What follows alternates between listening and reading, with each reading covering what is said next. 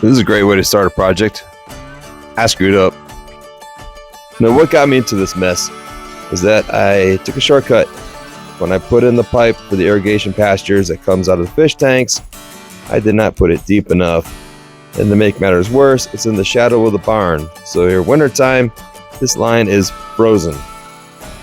Now, it wouldn't have been an issue if I had gone a little bit deeper, but I was trying to avoid the electrical conduit that I have running out to the barn. This little gray pipe down there runs right up to the barn, gives me some lighting.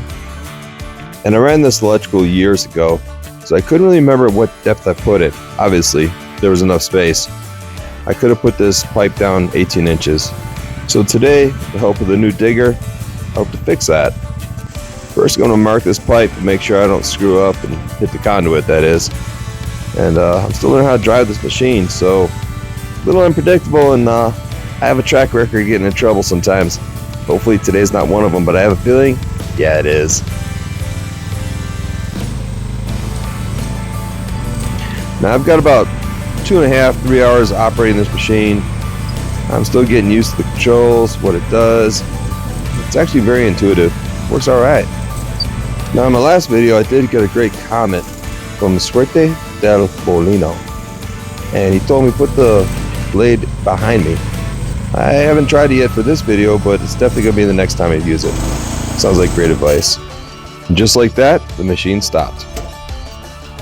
I haven't put fuel in here except for the first time I filled it up, and looks like 3 hours is about the mark that the tank runs empty. So quick little break here, get this thing topped off. And since it's so new to me, I don't know if I have to prime it up or not. It's gasoline, it should just turn on. We'll find out. It's pretty simple actually. Little crank. There she goes. Now it's pretty easy to lose yourself when you're working a machine like this. I am trying in my mind to figure out where every water line is, every electrical line. I know there should be no more electrical lines around, but there is a water line, and I really can't remember where I put it in. I think I put it out here 20 years ago.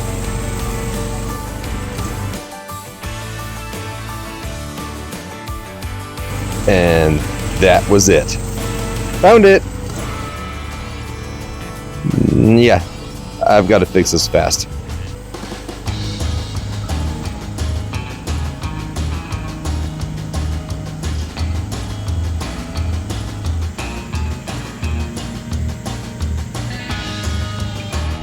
As much as I hate a shovel, it's the only way I'm going to get in here. And now a quick run to the hardware store. Luckily, got one on site. And the part I need, it's in stock. Look at that. Alright, quick little cleanup of the pipe.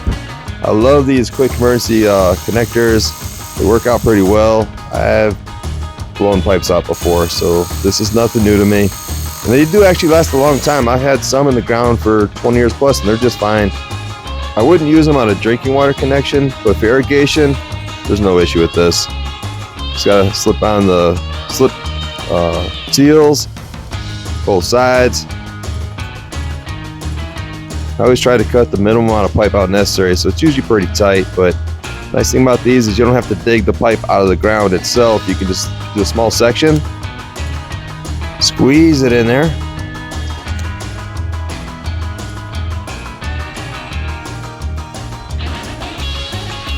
and all we got to do is get this thing tightened down. Hopefully we're back in business.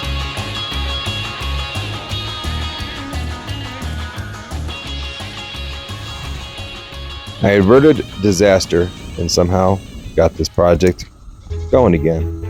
It's really cold at night. You can see my jacket's on, a little bit of heat from the torch, and see if this water line clears up.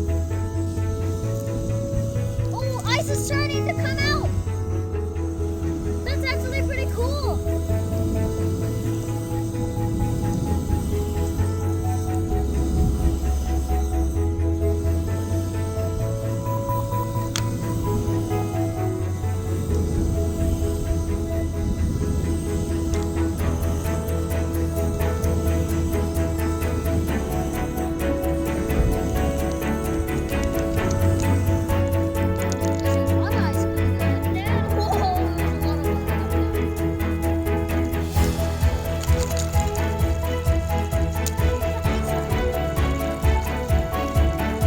There we have it. The pipe has now been fixed.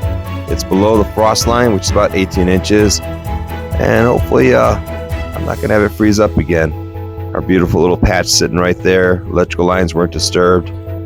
Now it's time to have it all buttoned up. One little tip, when you have deeper parts in your pipes so you don't stretch them out, put some good filling below them, get it back down. And another little tip that I learn every single year as I get older, working on this property, as I said, it's been decades. I learn a new lesson every time, every project. That's why I started doing these videos. I'll share my mistakes, I'll share some of my successes.